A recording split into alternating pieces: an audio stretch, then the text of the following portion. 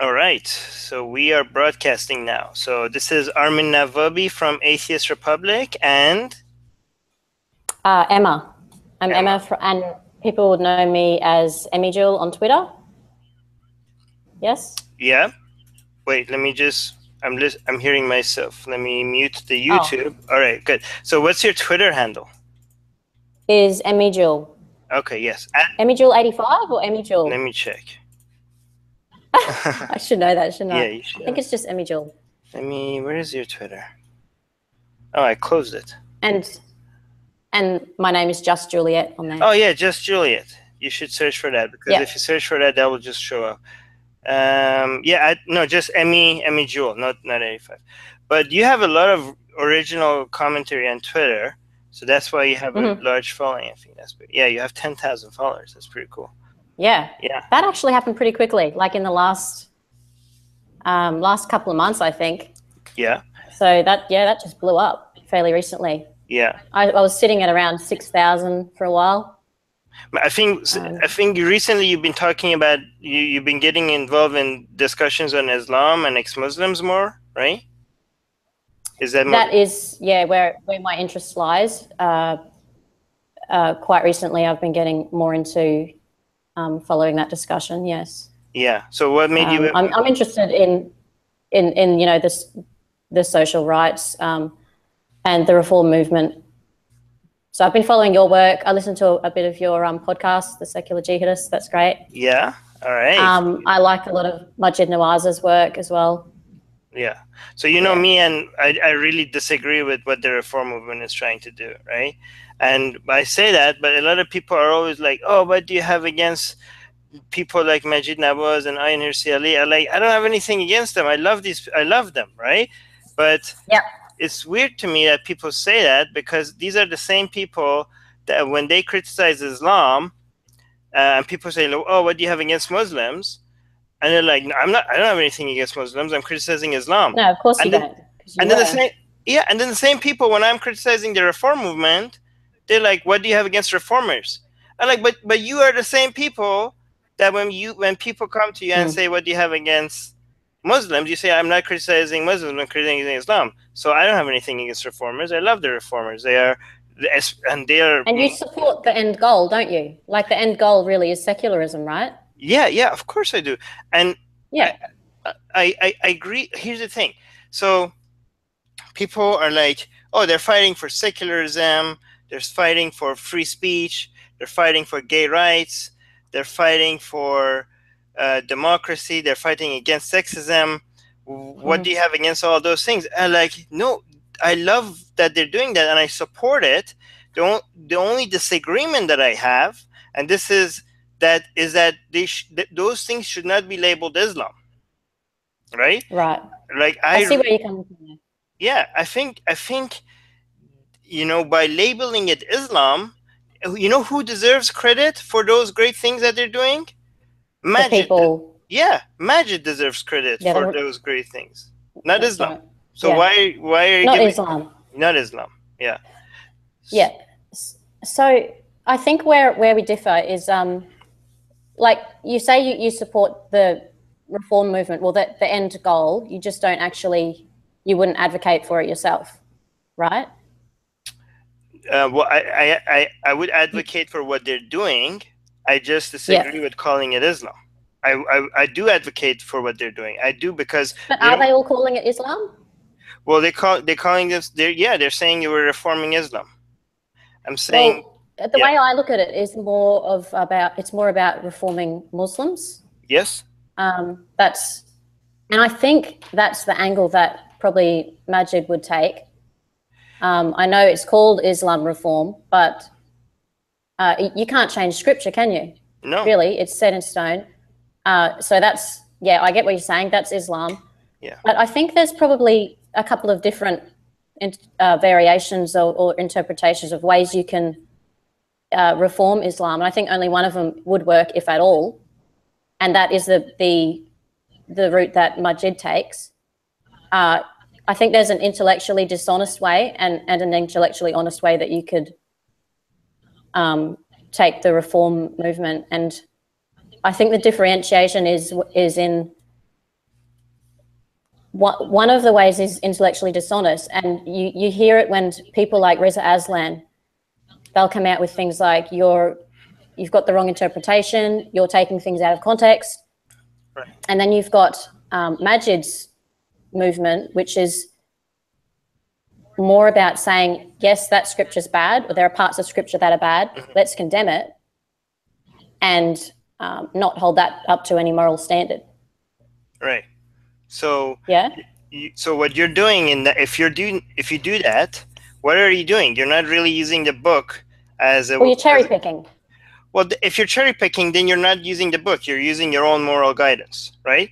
So that's true, but the book is irrelevant. Too, right? The book is irrelevant, right? Well, yes. To me, it's irrelevant. Look, ideologically, you and I are very much aligned. Like, you're atheist, you're anti-theist, I am too. You're pro-free speech, pro-secularism. We're aligned completely on that. I just have, I think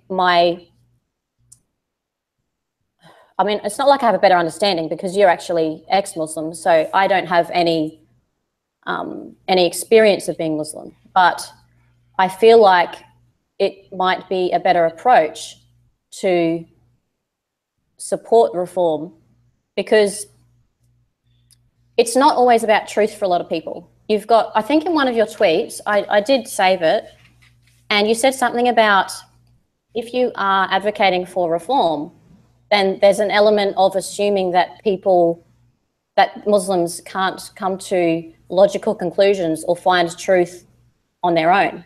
And I think that assumption is not quite right, because there's no assumption for me. I don't think that Muslims aren't capable, or religious people in general, I don't think they're incapable of coming to logical conclusions or finding truth. What was that tweet? I think it's that they don't want to know the truth. There's a big difference between wanting to know the truth or not, and not wanting to, or being able to. Right. I see what the tweet. I'll go back and I think I might have screenshot it so that we could discuss it. So just give me a moment. No worries. Okay. Oh no, it was a different one. I didn't screenshot that one, sorry. But it was not long ago. So it was in the last few days, I think. Yeah. So basically I think I was suggesting that, you can't assume that I'm an ex-religious person. Are you an ex-religious person? Right. I'm not. Never have been, no. Never have been. Right. I left religion, and now I'm coming to, like, a lot of ex-Muslims come to look at the Muslim community, and they think they are incapable of going through the same process that they did, right? And they're like, I'll just, reform is good enough for you guys, right? But I'm not ready to give up on people so easily, right?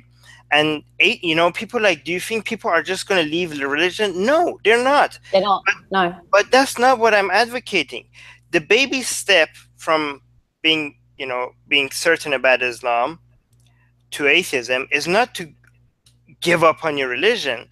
What I have successfully done many, many times is to just introduce a tiny, tiny seed of doubt, right? And that's at least an honest attempt towards what we consider truth.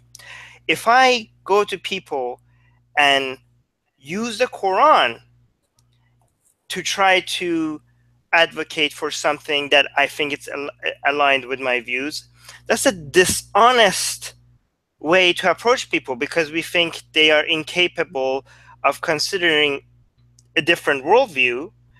So I'm conning them with the same religion that other people are conning them, just because I want them to have the same values as me, right? But I'm not really that better than other people that are using religion for their motivations, right? Because I am still using a lie. I'm using a lie for my values. So who am I to criticize the fundamentalists to use the lie for their values? I think if, we have to be honest to people. We can't just think they're sheep and just use religion. Now we are becoming atheists that are advocating religion. We're using religion, right? So and people think, yeah, atheism might be too far, but doubt isn't, right? No, doubt isn't. But what's to say that reform doesn't place a seed of doubt? I mean, I think that's a step. To me, that would be a step in the right direction. Like, as I said, you've got it is important to make that distinction between the two different types of reform. You've got the reform where they just want to feed people bullshit, and they just want to say, no, you're taking that out of context. You've got the wrong interpretation. That's not advocating anything bad. It's not inciting violence or anything like that. And so they try to play it down. The other type of reform is, no, this, advocating for violence, this Sharia law stuff, we shouldn't hold that to any moral standard. We should condemn anything that's immoral and say that it's not the word of God. And I think you can still do that and still call yourself Muslim, because Christians do this all the time. See, when first of all, the other type of Muslims, the other type of reform is still using religion as a form of authority, as a guide of life, as God. Did you do that? Well, I mean, here's the thing: if you're not doing that, and this is what I criticize, right? If you're saying forget the Quran and just use your own moral compass, okay? I support that, and guess what? That is not Islam. And people when I say that, people tell me, who are you to say somebody is not a Muslim or not? I say, I didn't say they're not Muslim. I'm talking about Islam, right? It's not Muslims, right? You could be, to be a Muslim, you don't really have to follow Islam, right? You could be, being a Muslim is a bad belief. It's not a bad practice. You could be a Muslim that is not a very good Muslim, right? You could be. You could call yourself of any religion, couldn't you? As long as you believe in that God, or you could call yourself anything. Like, we can't really tell anyone that they're not. No, we can. We can. But actually we can. But my criteria for who's a Muslim is not practice. My criteria for who's a Muslim is this belief, because Islam is, by definition, is a religion of belief, not based on practice. Because as long as you believe in Allah and Muhammad as his prophet and the Quran as the word of God, you are a Muslim, even if you don't practice Islam, right? So even if you drink alcohol, have sex before marriage, don't pray, don't fast, if you believe in these things, you're a Muslim, even if you don't practice Islam, because it is, by definition, a Muslim is a person who believes in these things, right? But if you don't believe in these things, you are not a Muslim, right? So according to us, yes. Not according to us, according to Muslims, actually, right? And when you ask Muslims what is Islam, they say don't look at Muslims. Muslims don't follow Islam. Look at the Quran, right? So we tell each other to ask Muslims, and Muslims usually say, no, don't look at us. Muslims don't. In Islam, they teach you that most Muslims go to hell. So if most Muslims go to hell, that means most Muslims are not following Islam. So. But there's still. Are there contradictions though? Like, how you said it says, I mean, I haven't read it, obviously, but are there contradictions though? Are there some parts that say that and then some that are wildly different, or? No, I mean, Muhammad complained about Muslims, right? So many times. So the fact that he complained, that means what? That means there are bad Muslims. That means you don't, just because you're not practicing Islam doesn't mean you're not a Muslim, right? And is it the same concept with Christianity, where there's this whole you've got to be saved thing, and the sin? Well, no, I mean, you see, in Christianity also, just because you're a Christian doesn't mean you're going to go to heaven, right? What does that mean? That means you can be a Christian. Well, to us, no one does. Yeah, but I'm just saying, even according to Christianity, as long as you believe in Jesus, right, as your Lord and Savior, even if you don't go to church, even if you don't practice anything Christian, even if you commit something horrible, you're still a Christian. You can be saved. But you're still a Christian, right? And you can still go to hell, maybe because you didn't ask for forgiveness and stuff. But so you don't have to practice the religion to be considered a Christian, right? Islam is the same thing. You don't have to practice it, but you do have to believe in certain things, and people say like, oh, that's a no true Scotsman fallacy if you say somebody doesn't believe in these things, that they're not a Muslim. But I'm saying it's not. I mean, even a Scotsman has a definition, right? So if I say, oh, if you're not drinking, then you're not a true Scotsman, you're not a true Scotsman, that is a no true Scotsman fallacy. But if I say that, sir, you have not been born in Scotland, your parents are not Scottish, you've never been to Scotland, so you are not Scottish. That is not, in that case, that is not a no true Scotsman fallacy, because there is a definition for that word. There is a line. If you cross, then you don't meet those definitions, right? And I tell people that if the word Muslim could mean anything, then it means nothing, right? Yeah. Then it has no word. I agree with that. Right? People do that with the word God, right? Like sometimes, that's why when I wrote my book, Why There Is No God, I okay, let's define God before we talk about it, because people could mean anything with they. Well, some people will even define God as being something in the universe, don't they? Yeah, or love, or mathematics, or energy. And okay, if you call spirituality, if you call love God, then I believe in your God, but you just relabeled something that we already have a name for, right? That's not really the God that usually people mean when they talk about, right? And if you say, well, I don't believe in God, but I still call myself a Muslim, you can do that, and you have every right to do that, and I can't take that away from you. But understand that while you have a right to use that definition, you can't force this definition on the rest of the world. But the rest of us have a certain, when we say the word Muslim, we have an understanding that this person believes in God. We have an understanding that this person believes that Muhammad was the prophet of God and a perfect role model. We have an understanding that this person believes that the Quran is the word of God. I'm not saying that you shouldn't use the word Muslim if you don't believe in God. You have every right to do that. But you can't expect the rest of us to adapt that definition. I mean, you can't force that on the rest of us, because if the rest of us these are important topics that we need to be able to talk about. And we don't even, if we confuse and we are already very confused about these things, and now if we mess up the definitions, we're even confusing each other even more. Like, how could we even talk about these things if we don't even have terms to address it by? You're making it worse, right? Okay, that's why I tell people, like, reformers, yes, please change Islam, but once you change it, don't call it Islam, because it's not Islam anymore. Okay? And if I can go out there and I say, I believe in God, but I choose to call myself an atheist. But I identify as an atheist, even though I believe in the conscious creator of the universe. I can do that. Nobody can stop me. All right? But to expect everybody else to recognize me as an atheist, even though I believe in God, that's ridiculous, I think. Yeah, right? I'm totally aligned with you on that. But we have so many people that do this already. Like, I know people who call themselves Catholic and they don't really even believe. Like, I have sat my father down, he's not a religious man, but he does, believes in some higher power. He wants to believe in that. And I've questioned him and said, but, do you really believe in the Ark story? Do you really believe that Jesus is the Son of God? And he'll go, oh, not really, but I still call myself a Christian. We have people do this all the time. And it always comes back to that need to believe.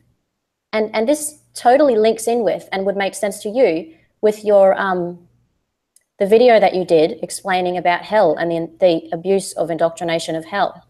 Right. And it just goes to show how very powerful, by the way, if anyone hasn't watched that video of you talking about how abusive hell is, and if anyone has any doubt about whether that's true, then just watch that video where you're explaining that. But it always does seem to come back to that fear of the unknown, the fear that, people can't handle the concept that they may not exist. So they'll just avoid it altogether. And I think it's about the fact that it's not that they're too stupid to be able to find the truth. I think it's more about they don't want to.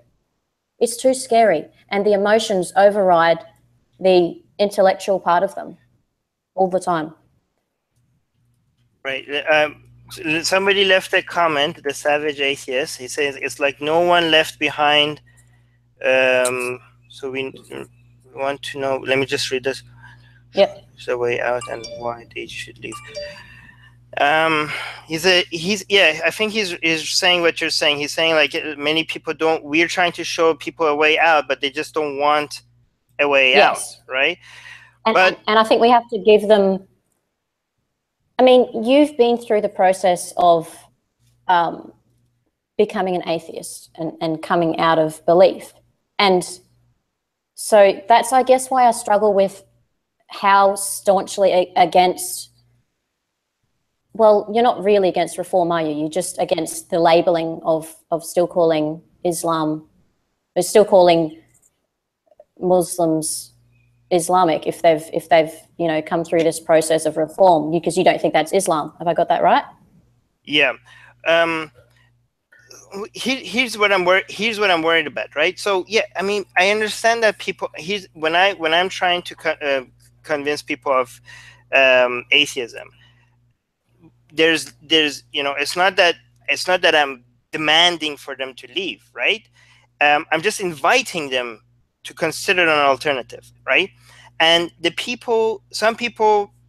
many people end up leaving. Many people keep their religion, but they have some level of doubt on it. But here's the thing, yeah, and just like the savage atheist said, like, and you're saying there is it's about the comfort level. Like, it's not about logic or intellect. It's about where they're comfortable. No. But even before doubt, there's another baby step that I go for, and that's, even if you're completely certain and you want to be there and you don't want to move, and you know this is where you want to be, what I also introduce to people, which I consider a win, is acceptance of atheists. Yeah. So that's another baby step. But what I don't do is advocate a different religion as an atheist that I think it's better, right? Because that's a lie. I'm lying to them. And I don't think Majid is lying to people. Majid is very honest, like people like Majid or I, and they're telling them, like, maybe consider that this is not the word of God. And that's great. But the reason why I say you shouldn't call it Islam, you should say that you're reforming Muslims. You're not reforming Islam, right? Because if you do that, if people are doubting that, if you convince people that this is not the word of God, and you still call that Islam, you're giving authority and legitimacy to an ideology that has always stood in our way. You know what I mean? Yeah. So that's why I say call it reforming Muslims and don't call it reforming Islam, because Islam. I agree with that. Yeah. Okay. Well then, yeah. Okay. Because Islam is always tied to the Quran, right? And you're never going to be able to separate Islam from Quran, right? You're going to be able to separate Muslims from Quran. But as long as Islam is tied to that book is never going to be a force for good. Muslims will be a force for good, but Islam will never be a force for good. If Muslims do good things, give the credit to the Muslims that are doing the good thing. Don't let Islam hijack and take credit for their good work, right? Because if you give this religion credit, then what you're doing is that you're providing cover for all the other horrible things that it's doing. It will use that credit as a PR front. It will use that credit as a sugarcoating for then making society swallow down a poison pill. Like, you know what I mean? This is not what we want to sell. I don't want to be in the business of promoting Islam, because Islam has always stood against the values that Majid and Ayan have been fighting for, right? Yep. So do you think it's a tactical approach, though? I don't think lying is ever a tactical approach. I'm not saying Majid is lying. I'm just saying if they're not. yeah, Some do. As I said, people like Reza Aslan and other people who call themselves reformers or progressives.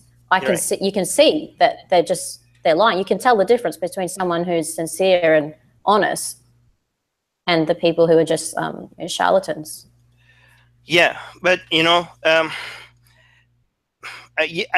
know, but I would never put them in the same. I would never put somebody like Reza Aslan in the same level as Majid, right? And Ayan, right? Of course not. But yeah, because those are, and I don't think they even need to, they deserve the credit to even be called reformers, right? But no. but even though I admire Majid and Ayan, if you read Ayan's book, the 5 suggestions that she makes for reforming Islam, Ayan used to be on the front line of people that stood against Islam.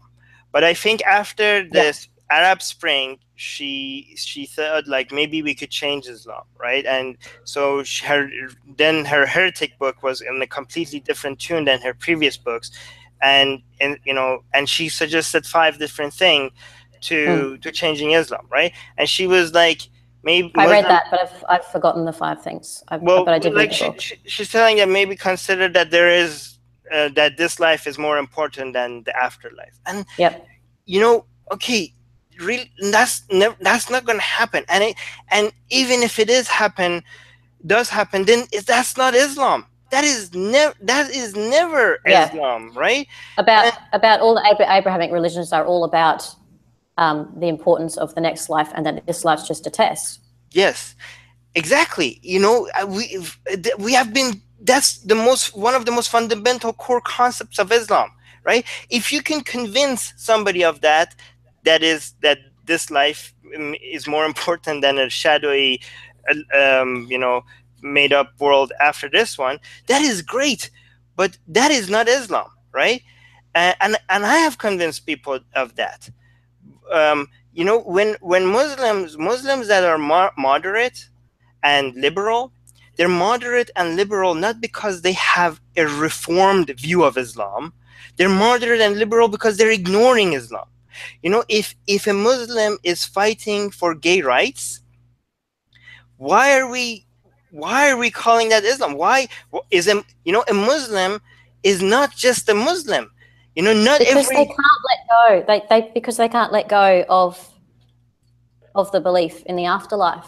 I know, but I think that's all it is, especially for moderates and more progressive religious people. I think it's just always coming back to the fear, the not being able to accept the unknown at death.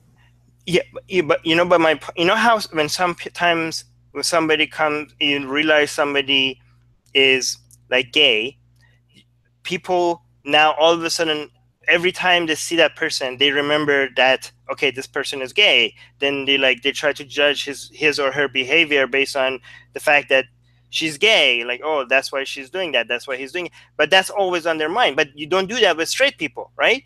So but it's the same thing with Muslims, right? When you say somebody is a Muslim in non-Muslim countries, you start looking at everything they do and like, okay, this is what, oh, look, a Muslim can be peaceful, a Muslim can, but it's not. There's, for a gay person, for example, they're much more than just gay, right? Their life is not just about their sexuality, right? Also, a Muslim is not just a Muslim. We shouldn't make it everything about their life to be defined as Islam, right? Why? If they are eating salad, right, we don't go like, oh, is that Islamic? We're not, I'm just eating salad. Like if they're watching Game of Thrones, like, oh, what does Islam say about watching this? So why, if they're fighting for gay rights, if a Muslim is fighting for gay rights, why do we have to put that under the Islam umbrella? Can their life not be about other things, right? Can they not have other views in their life that has nothing to do with Islam, right? Can they not take credit? Well, that's that whole fetishizing of the, you know, of the Oriental culture and religion that we do over here. I mean, it's not like they do that over in the Middle East, do they? No. Because they're in it. It's just our Western academic circles and the media fetishizing, right, you know, the brown culture and the... Yeah. It's ridiculous.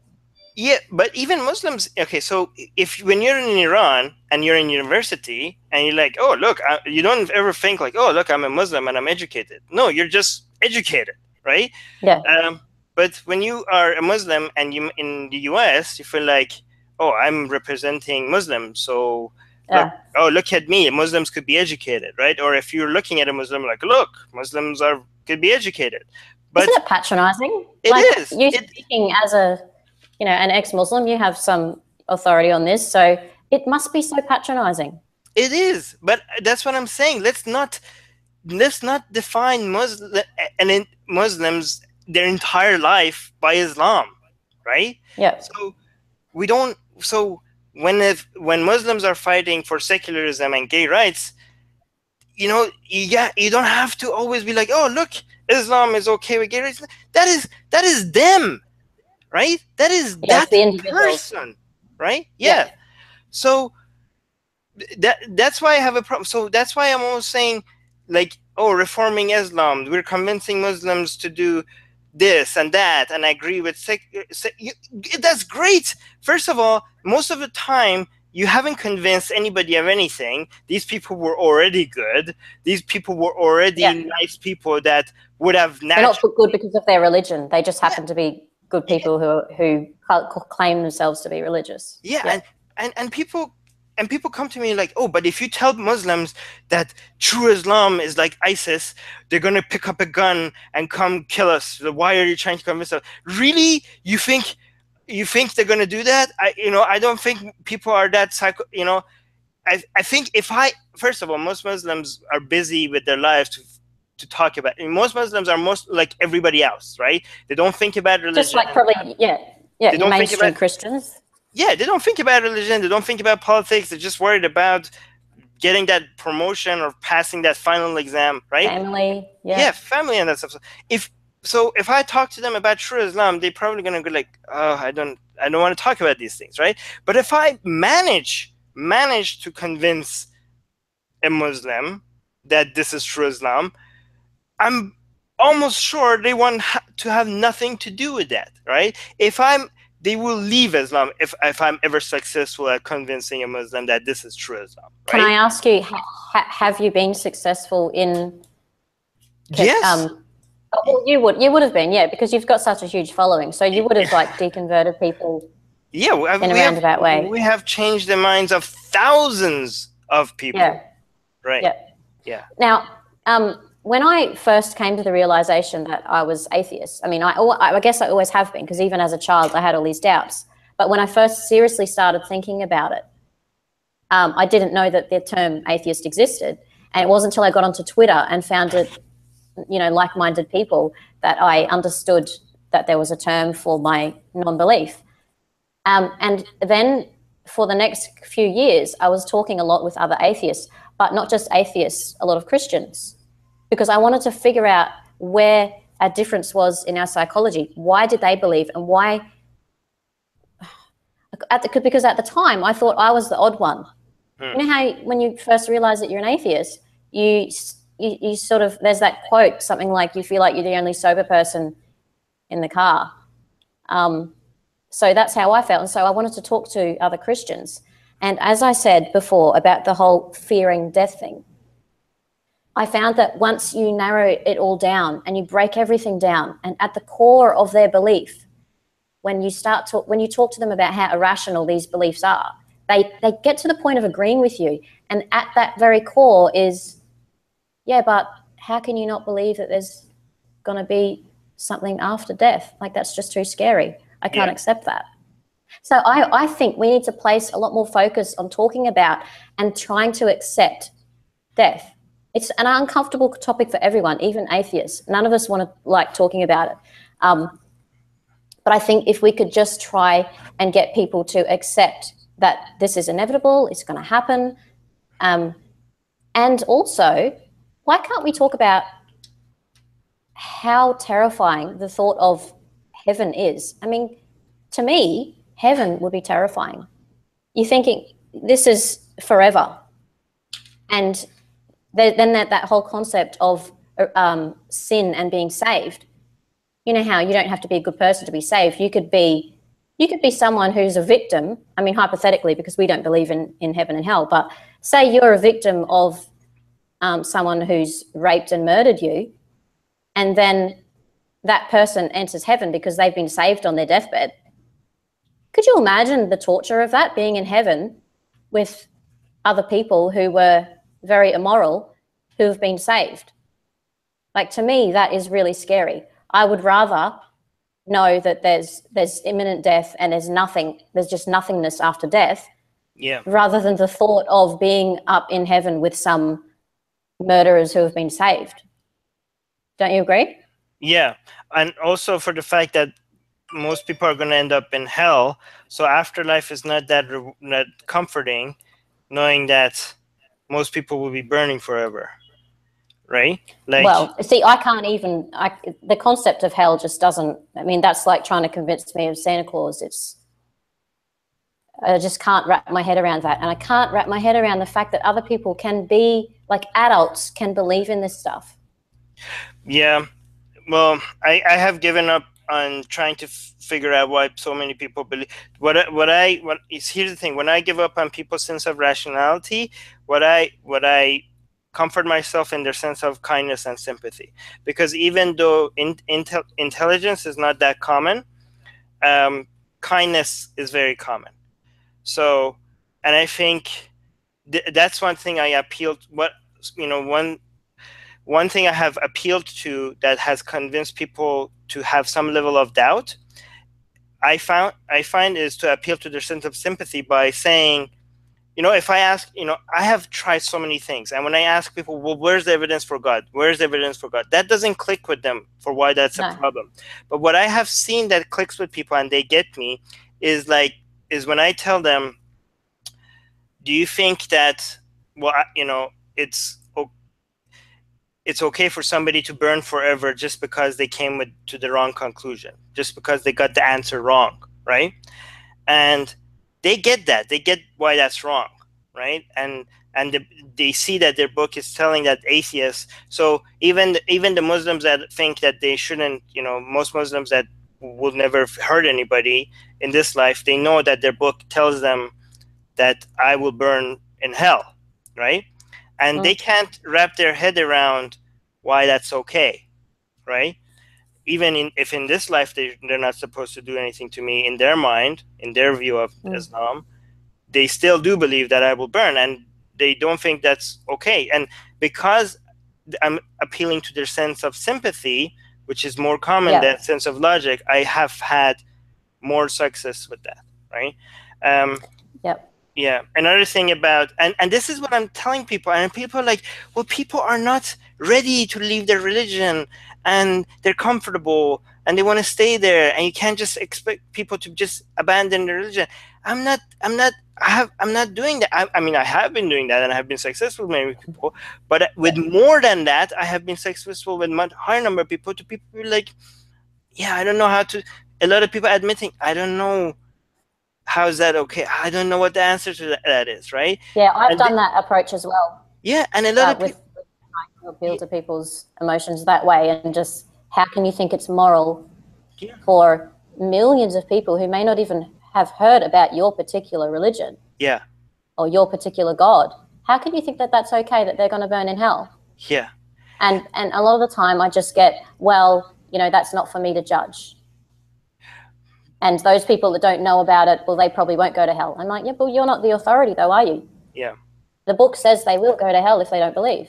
Yeah. Well, when they say they're not the authority to judge, I tell them, but you have judged because you picked that religion, right? So, right? So you have judged, you have picked a God that does this, right? Because if you were not the judge, then this religion would have been forced on you, but it's not forced on you, so you picked it. So you are the judge. But and also God, even though you say you don't know, well, you know God is telling you.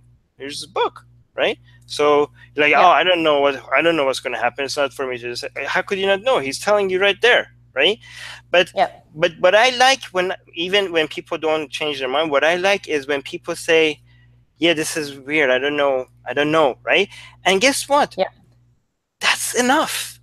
Nobody is gonna sacrifice their life to an ideology that they're 99% sure about. You have to be 100% sure about something for you to dedicate everything to waste this life. That's what your jihadis do.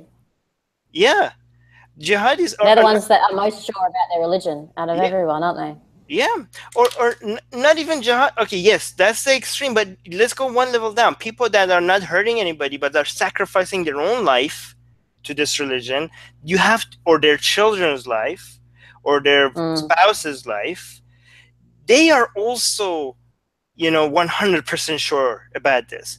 But nobody's gonna make their kid memorize the Quran and the Nahj al-Balagha instead of studying math for something that they are 99% sure about. Because even if you're a little bit, maybe if you have a little bit that maybe this life is it, then you're going to invest in this life, right? Well, people go to hospitals and they get treatment and they try to prolong their lives in any way possible. There's not many people out there that will refuse medical treatment when it comes to the crunch. So that just goes to show that no one's sure, but them just believing and having that wishful thinking is enough for them to want to hold on to that religion. And I think that people who are brought up with a religion, it doesn't matter how bad or how immoral the scripture is, just the fact that it's offered them an afterlife is enough for them to want to hold on to it, for a lot of people. I mean, some come out of it, don't they? But for a lot, it's all about that offer that they've got at the end of it, at the end of life. And you know how you mentioned that we should talk about death more to people, and that's a good approach. And the atheist savage, which is he's being very kind, he or she's being very kind right now. He's donating to us, which is thank you, the atheist savage. But awesome. He or she is suggesting that one thing you could talk to people if they're worried about death is to remind them how they felt before they were born, right? Yeah. And that's a good one. Yeah. But it's still scary. It's still scary, yes. I don't know about you, but I'm not comforted by the thought of death. I don't want it to happen, but we just have to accept it. And that's why I think that this life and doing the best you can in this life, being the best that you can, making the most of every moment is so critical. And this is where religion just gets it all wrong. People are out there who are putting so much importance on this magical fairy tale and just wasting their life. And that's what I think the saddest part. And this is why I can't sell reform, because the magic fairy tale is still there, right? Yeah. I mean, the atheist movement used to be about skepticism and turning away people from thinking in magical beings and magical sky daddies and prophets and miracles, and that was what we used to fight for. And now I see a lot of atheists backing up the reform movement, and I'm like, guys, you're selling fairy tales. You're still selling fairy tales. It's less violent fairy tales, but it's still fairy tales. So what happened to us? What happened to us? Why did we? You know how you have to be gentle with religious, like you just said before, that you appeal to people's kindness and their sympathy. Well, isn't supporting reform is a little bit like that as well? It's not saying that you have to support people who are being dishonest. Like if there are reformers that are saying, no, that part where it's prescribing you to kill apostates, that's not right. That you've just taken it out of context. And I'll say, well, no, it is there, and you're just trying to bullshit me. I'm I only support the reform where people are being honest about what's being written, and the people who are saying, let's condemn all the bad stuff. Yeah. So that's the type of reform I would support. Well, here's what's happening, right? You have a people that believe in this evil leprechaun that they have to listen to, right? And somebody like Majid or Ayan is coming to people and saying like, hey, maybe we shouldn't follow what the leprechaun is saying, right? And I'm saying to them like, well, why not just tell them, hey, maybe there is no leprechaun? So they're suggesting to people like, hey, don't listen to the leprechaun. But I'm saying that's the wrong message. I'm saying like, hey, maybe there is no leprechaun, right? And I think, and people say like, people tell me that, well, people are not ready to let go of the leprechaun. So what's wrong with telling them not to believe the leprechaun? Well, they're not ready to let go of what the leprechaun's promising them. Yeah. Yeah, but I'm saying like, but I don't want to get into the business of telling people there's a leprechaun, right? Because even if I can convince them not to listen to the leprechaun, tomorrow they might start listening to the werewolf, right? I want to get them out of believing leprechauns and werewolves. Thinking. Yeah. But and here's the thing. The thing, I don't think you can control. You know, if people believe in leprechauns and werewolves, if they're not listening to their evil messages, it wasn't because you convinced them not to. It was because they were already good people. Like, if you look at Majid's following or reformers, these were good people. They were, you know, you haven't convinced them of anything. These are people that would have, that would have never, followed an evil god, right? I think when they never believed that, they just cherry picked the good parts. Yeah, but I think the only control we have the only filter that we have control over, that we could introduce people to, is critical thinking, right? You can't, and that you can't make people kinder, right? You have no control over that, right? If they're kind already, maybe you could use that to introduce them to doubt. But you can't make them kinder. If you have a following of kind people, you haven't changed anything. These were already good people, you know? Yeah. The filter that I think we should introduce people to is the skepticism and doubt. But if you remove that filter, where they land on is beyond your control. You already opened that gate where you could have introduced the difference, I think. You know what I mean? And and this is why I don't think that reform movement is changing that many people's minds. I asked this, Ali Rizvi, right? I asked him, how many people do you know that believe in Islam and God and Muhammad, but think that the Quran maybe is not the direct word of God?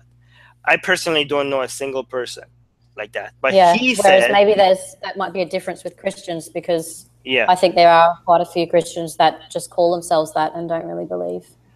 Yeah, he said, and this is a surprise to me, he said he knows around 100, which I would like to meet these people. But he said he knows around 100, which is because he talks to a lot more, people in the reform movement than I do, which is interesting. He also knows more cultural Muslims than I do, because but and then I asked him, how many ex-Muslims do you know? And he said thousands, right? And I'm like, well, there you go. Look who's making look which side is winning, right? And people are like, well, both of them could exist at the same time. Of course, both of them can exist. Do you think I'm demanding the reform movement is not to be there, right? No, obviously not.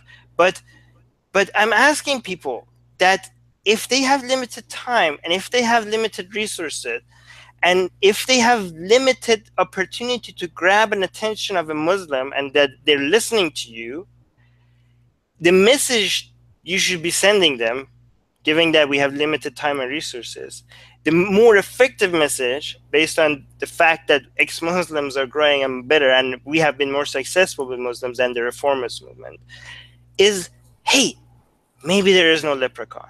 Not, hey, maybe when the leprechaun said, beat your wife, he was actually telling you to walk towards your wife. And, even though it says plainly in black and white here that beat your wife, maybe he didn't mean that. Yep. And like, what kind of a message is that? Like, who's going to take that message? Like, I mean... Well, they have to believe that everything that their religion says is good in some way because, well, they need to believe in that happy ending. Yeah. But what was it like for your deconversion? Like, I know, like, I watched that video of yours, but you were about 15 or 16, weren't you, when you stopped believing?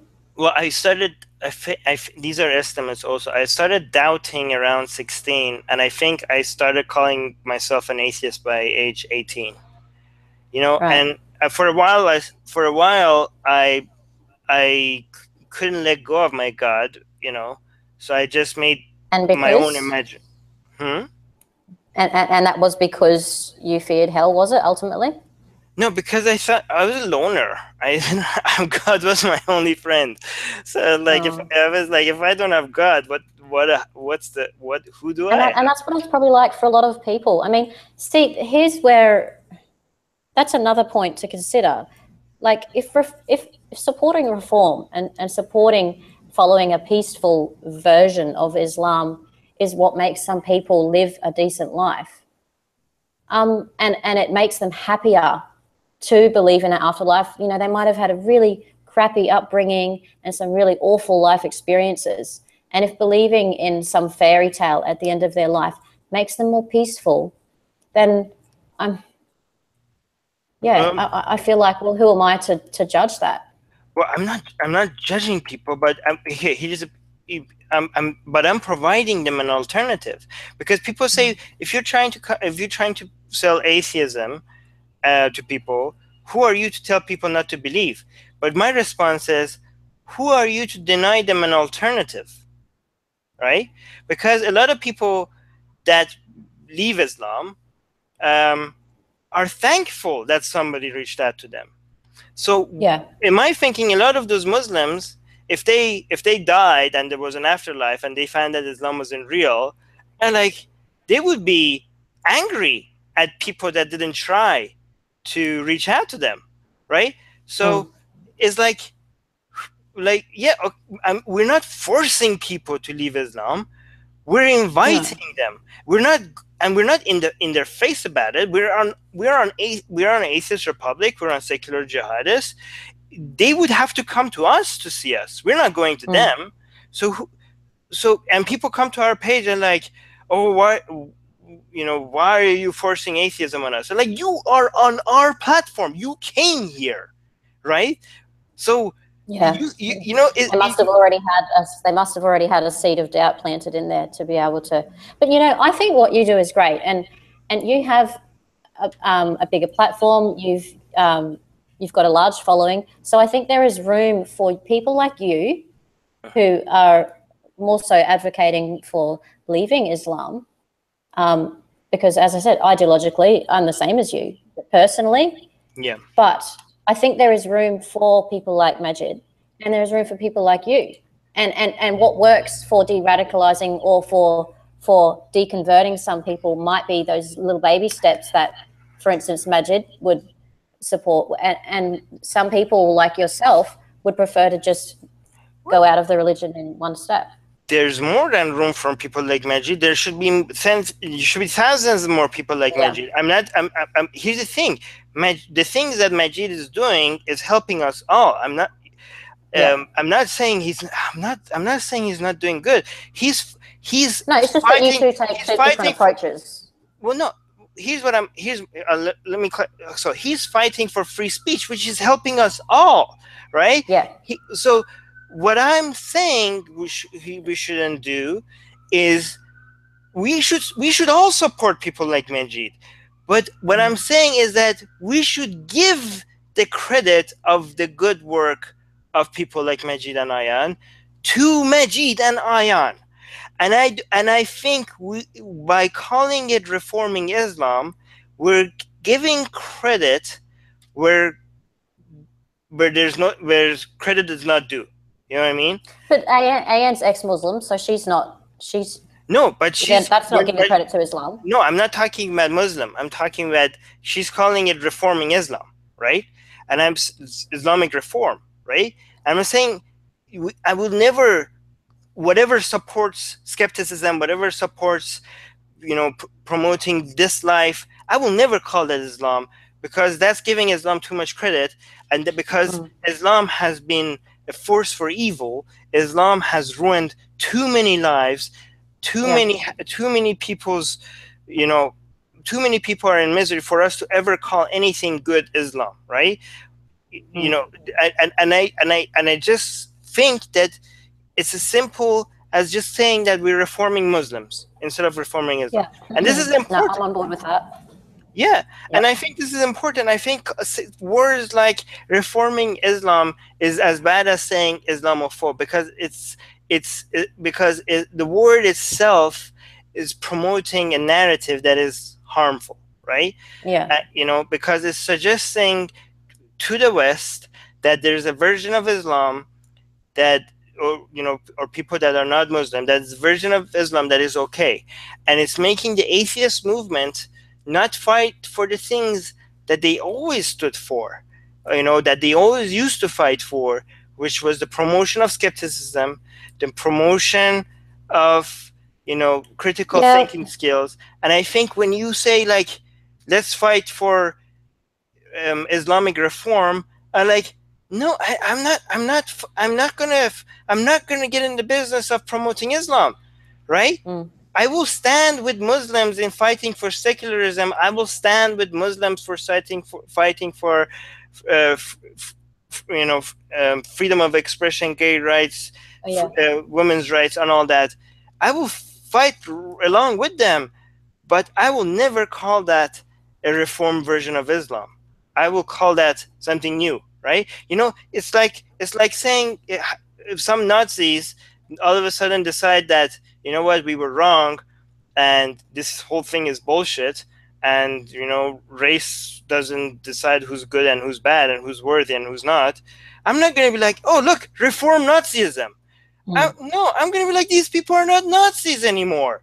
I'm not going to give credit to Nazism and be like, oh, there's a good version of Nazism and it's a bad version of Nazism, because it will drag on. Nazism will survive longer if I suggest to people that there's a good version of Nazism, right? I want Nazism to die as an ideology.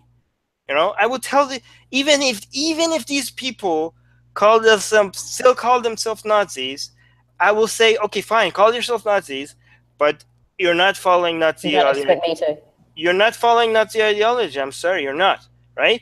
I'm not going to give, if all of a sudden, if these Nazis start fighting for equality and gay rights and still call themselves Nazis, I'm not going to give credit to Nazism for what they're doing. I'm not, right? Yeah, it's tough. It's tough because I see what you're saying, and my views are aligned with you. But you said something there that made me kind of think a little bit. You said something like atheists are sort of, or have always in the past strived for critical thought, but it's not.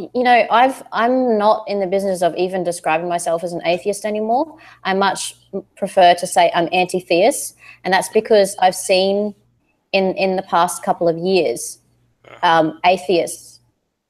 lot of atheists don't think critically, and they might think critically when it comes to religion and the God belief, but there are other areas. For instance, you've got people who are anti-vaccine or anti-climate change denial and that kind of thing, and there's people, the social justice warriors who don't think critically when it comes to Islam. So there are a lot of atheists out there who make me reluctant to want to describe myself even as atheist.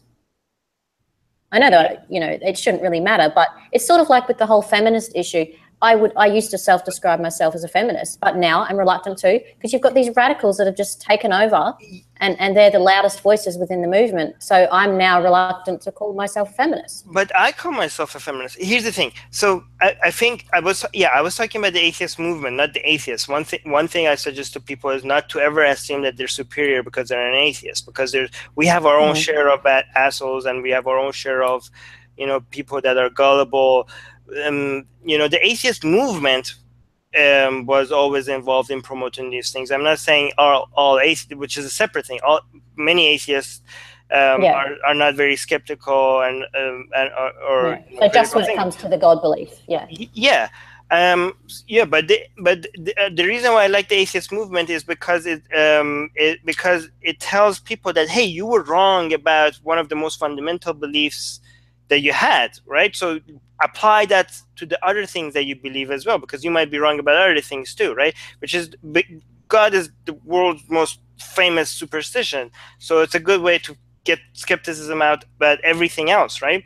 But other than that, I don't think we should let go of these names so easily. Just in the same way that I don't think we should get rid of the name Islam for what it stands.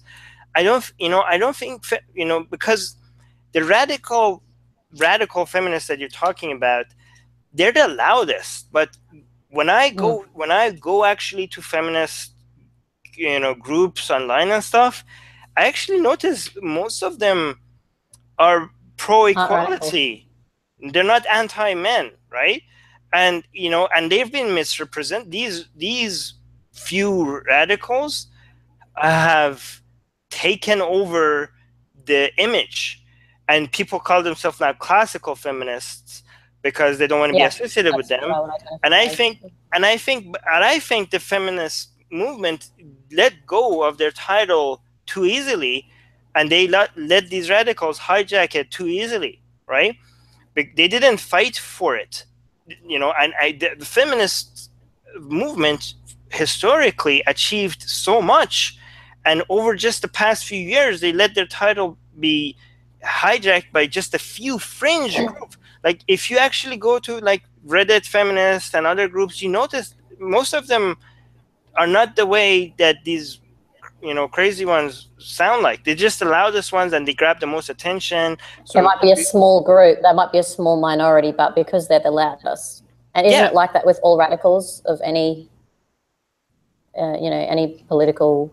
Yeah, but people shouldn't let their titles be stolen like this so easily. They should fight for it. Because the other people who aren't part of the movement or who don't identify as that, they look at the radicals and they see, and then they just judge, because people are we're such groupthink a species that well, we care about what other people think, don't we? So when there are other people outside of the movement, they see a bunch of people who identify as feminists, but they're these just radical people with extreme views who they're basically imposters. They don't represent feminism at all. But because they self-describe that way, people outside the movement who maybe don't pay that much attention to it, and they just see these radicals on the TV or in the news or whatever, they'll then just associate and paint all people in that movement with the same brush. The savage atheist is saying, this is why I say I'm both atheist and anti-theist. He's saying, I proudly proclaim that I'm an atheist and an anti-theist, because there are those who, with good reason, are afraid to. Yeah, actually, he has a good point, because saying that you're an atheist normalizes atheism, right? And I do think that pointing out that we have a lot of atheists that don't have the same views as we do is actually a good thing, because it avoids tribalism. And I do think that here's the thing: the atheist movement is also about protecting atheists, and that includes people that are not very logical. I do think that, let's say, like an atheist that believes 9/11 was an inside job, that vaccines cause autism, and global warming is a hoax. if that person is being discriminated against for being an atheist, I think we should still be there for her, right? Or him. Because, it doesn't, even if we think that they're deluded, right? So, and I think that that's why we come out and say, I'm an atheist, because we want people to not be afraid of being an atheist, right? There's power in numbers, right? There's power in people announcing it openly and making it easier for the next person to say it, right? That's what I think. Well, what bugs me, though, is you've got atheists who, and I'm going to use the example of in the West, you've got atheists who aren't wanting to protect or support other atheists who are in, for instance, in the Middle East, who may be, oppressed or, struggling to come out. They don't have any rights. And you've got these atheists, the social justice warrior types who want to just coddle Islam. I see these people. They don't believe in God, but they think that these other people shouldn't be protected. Or it's not that they don't think they should be protected. It's that they're too scared to criticize the religion, and therefore they're not standing up for people who are atheists in these communities where these people are condemned. Right. And their lives are at risk. That's what bugs me the most, is about some atheists. And that's why I would prefer to call myself an anti-theist. And I remember Hitch saying something like that. He said I can't remember his reasoning or the exact the wording he used, but he said he would describe himself first as an anti-theist and then atheist. Do you think that we should call it anti-theism? Because anti-theist seems like it's against people, no? Yeah, that's a good point. That's a good point. Yeah, I don't know. Huh. Yeah, I hadn't thought about that, because I've only ever thought of it as being anti-theism. But yeah, I think I think that's what people mean when they say anti-theist. But yeah, yeah. I think it's all. I mean, the thing is that we all fight for different things, and they're all good. That I think some people are atheists, but they prefer calling themselves humanists or free thinkers or skeptics. And and I think these different labels mean different things, and they are highlighting different, but all of them are important issues, right? I think, and it comes down to actions, doesn't it? The word doesn't mean too much if you don't follow through with the actions. Right. Like, as I said, if you call yourself an atheist, but you're not supporting atheists who are in communities where they're at risk, then what kind of atheist are you? That just seems very hypocritical and contradicting to me.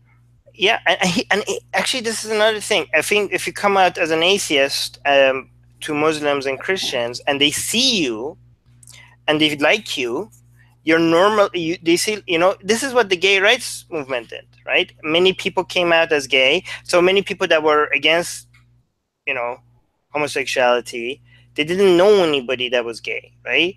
And they just saw it as something disgusting and something that only a vile person would do. But then they realized that maybe their coworker that they always liked was gay, or their daughter is gay, or their brother is gay, or that celebrity that they always watch is gay. And they're like, it can't be that bad, right? And this is what we're trying to do. Like, the atheist movement is not just about trying to invite people to atheism. It's also about, like, hey, I'm an atheist. I'm not that bad. Like, yeah, we have atheists that are bad, but we're just like other people. We have good atheists, we have bad atheists, we have smart atheists, we have not so smart atheists, we have all kinds of atheists. And then when they see you and me and other people, it's just, they will accept atheists, and that's a win. And that's what I think, that's another win that I think is better than selling bullshit to people. Like, okay, fine, believe in your leprechaun, but look at me, I don't believe in your leprechaun, and I'm not that bad. And they're like, oh, no, but they just think that you're condemning yourself to eternal hellfire, and they can't understand that. Yeah, and that's a great thing, though. And like, your leprechaun thinks I'm evil, but do you think I'm evil? And like, you don't seem that evil. And I go, well, I'm not to say, I'm not to judge. I know, but I think religion is so filthy. Yeah, yeah. So, but if we, but that's why we should, instead of telling him, like, instead of convincing people that their leprechaun is not that bad, and maybe your leprechaun loves me because I'm a good person, you're saying religion is filthy. So we should just get rid of the idea of, we should fight for ending beliefs in leprechauns, right? Yeah. And I think we are losing this reform. You're saying religion is filthy, right? But I think this whole reform thing is distracting us from what we used to fight for, which was the fact that religion is filthy. But guess what? A reformed Islam is still a religion, right? Right, but if the majority of Muslims are peaceful and they believe in secularism, well, majority of Muslims are already peaceful. But but you wouldn't say majority is secular, though, would you? Yeah, I would say majority. The statistics in the Pew polls show that majority still support some pretty ghastly things. Yeah, but I would say majority. If you can go by that. But I don't. I think they would. I think, okay. Here's the thing: when you ask a Muslim, do you think that somebody that leaves Islam should be killed? Right? They might say yes, because that's Islamic. And like, oh, what about Ali, your neighbor? He just left Islam. Do you think we should kill him? And you're like, no, not Ali. Look at Ali. You know what I mean? Like, not that guy. He's my friend. He's my friend. Yeah. Like, okay. So you can make an exception for him. Yeah, I mean, when you ask them that, is they just like, well, this is Islamic, so I have to say yes. But when you put them in real life situations, most of them are probably going to be like, well, again, let's not do that. And and I think the numbers that would, when you actually have a stoning or a public hanging, you do see a lot of people show up, a lot of people volunteer to stone somebody to death, and you're like, oh my god, that's horrible. But I think that's that's the same percentage of humans. Like, we had, like, in Roman times, people would show up to see people get fed to lions, right? It's just if it, I think all of us, the same percentage of all people are horrid, or are bad or good. You know what I mean? It has not. I don't think that. I think most people are good, right? And do you? I do think so. I'm not that optimistic. Right. Well, I mean, I do think most people. I mean, I do think kindness is more common than people think, right? Yeah. And I think that this is something. I mean, see, a lot of people think that we should appeal to people's intelligence, but then if we do that, aren't you doing that? You're doing that. No, I mean, saying by giving them the agency to. I do that critically. You're saying, why don't you just leave your religion? So you're appealing to their intelligence, their critical thought. But for every person that I have successfully convinced to leave the religion, I have convinced more people to just be okay with atheists. Right? So if when you see all these atheists around and you notice, oh, that person is atheist, that person is an atheist, right? What you're doing more than convincing people to leave the religion is to just normalize atheism, right? So there's such a stigma to atheism, isn't there? Yeah, there's still a stigma. That's what we do. Exactly. And I think to do that, you're appealing to people's sense of kindness, and I think that's a win.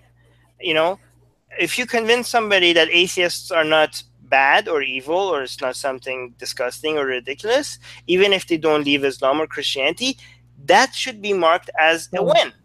And I think if I'm working for that, I don't feel like I'm pushing for religion, because I feel dirty if I do that, right? But I think I would never push for religion. It's just that if there are people wanting to say that you can be a Muslim or you can be a Christian and be a good person, I know you're not opposing that, but I just feel like if that's going to be better in the long run or the big picture, then I will support that. But it's impossible for us to know right now. But I'm not saying that if you're a good person, you're not a Muslim. I'm saying that the goodness in you is not because of Islam, right? People say like, oh, so if you think that Islam can't be good, are you saying Muslims cannot be good? No. Muslims are good.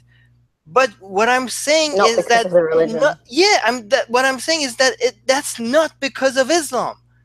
That's in spite of Islam, right? But if it is with some people, if it does make them better, I mean, how can we even judge whether it does or doesn't? I mean, what if someone somehow becomes convinced by the argument that there's no God, and then they get really scared about there not being an afterlife, and then they go into some downward spiral depression. I mean, do we really want that as well? Not everyone handles the concept of death as well as we do, because we've conditioned ourselves to accept it now. But we're not but first of all, we're not going to people and you're like, hey, atheism, right? We're just sitting here and we're like, if you have a question about atheism, we're here. If you want to know about atheism, here's our books, here's our podcasts, right? So you would have to come seek us. We're not going to you, you're coming to us, right? And that doesn't happen to me because you and I don't have people, and I don't go to people and try to deconvert them anymore. I used to, but then I just gave up because that's just so hostile. Yeah, well, I mean, but even if you go to them, you're not forcing them, right? And here's the thing, there is that one example that you could find that one person just left religion and now they're very depressed. But that's not my experience. My experience so far has been that they feel liberated, right? So, I mean, I'm sure you're going to find one person. And you went through that, like when you realized that hell isn't real, you felt better and you felt relieved, didn't you?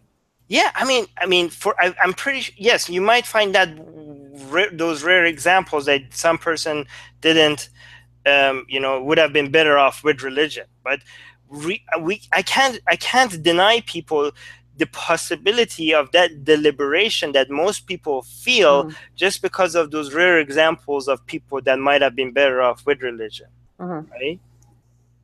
Okay, so I just feel like supporting both is not denying anyone. So by me supporting reform and supporting also leaving the faith, you can do both. I'm not saying don't reform people, don't push for reform. What I'm saying is do that. Just call it reforming Muslims. That's not a very, that's not a very. No, I'm definitely on board with that. If I was asked in a poll whether to call it Muslim reform or Islam reform, I would go with Muslim. Yeah. By the way,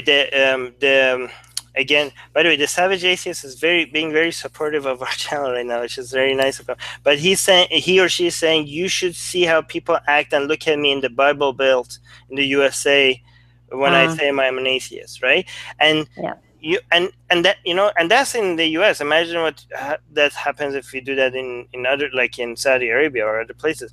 And but if it is safe for you, and for you to declare yourself an atheist or an ex-Muslim or an ex-Christian, and no matter how difficult that is, no matter what reactions you get, you are making it easier for the people that come after you, right? Yep. You are helping people. So for example, the gay people that were brave enough to be the first people that came out, they took it, they were in the front lines, and the reactions that they got are much, much worse than the reaction that people get today. Even though people today still don't get it very easy, but those heroes made it easier for people today. And this is the simple, when you come out and declare yourself an atheist, it's not just about you. You're helping others. You're a step in the right direction for the people that come after you, right? Yeah, I totally agree with that. By the way, you're saying you don't go to people, but people do find you on Twitter. You Yeah, but you know what? I rarely discuss the whole belief concept anymore. I'll post things about atheism and memes and that kind of thing, right. And in support of other people, especially those in places where it's dangerous for them to come out as non-believers or as like, for instance, progressive Muslims. I definitely support that, but I will rarely get into discussions now with Christians or Muslims about their belief, and what's at the core of it anymore. I used to, but I found it really exhausting, and I would get too caught up in emotionally. I would see people make such irrational arguments and morally vacuous statements that just they're not bad people, but they're just making such horrible statements that are coming from their religion that it really upsets me. So I tend not to get bogged down with it anymore. Right. Yeah, but and I'll focus more on just retweeting things on Twitter. Twitter's, by the way, pretty much the only outlet I have for these kind of views. So you should make your own YouTube channel. That way you don't have to. You could just talk about your opinions and then I sometimes feel like I'm not very good at portraying them, and I feel like if I get to think about them and get them down in a tweet, and then it's there and it stays there. I feel like my mind races at 1,000,000 miles an hour, and a lot of the time I can't get out very eloquently what I want to say. Well, if anybody thinks differently, go to at Emmy Jewel on Twitter and let her know that you think that she should open her own YouTube channel. Thank you. I'll post a link. Maybe. I'll post a link to your Twitter account in the description of this video for anybody that wants to come and find you. Thank you. Yeah. Thank you. Appreciate that. Yeah. Yeah. It's been a good discussion. Yeah, we probably covered a fair bit. Yeah, I'll post a video. I'll send you the link to this video as well if you want to post it. Wonderful. Thank you. All right. We should do this again if something else comes up that you want to talk about. Yeah. All right. Definitely.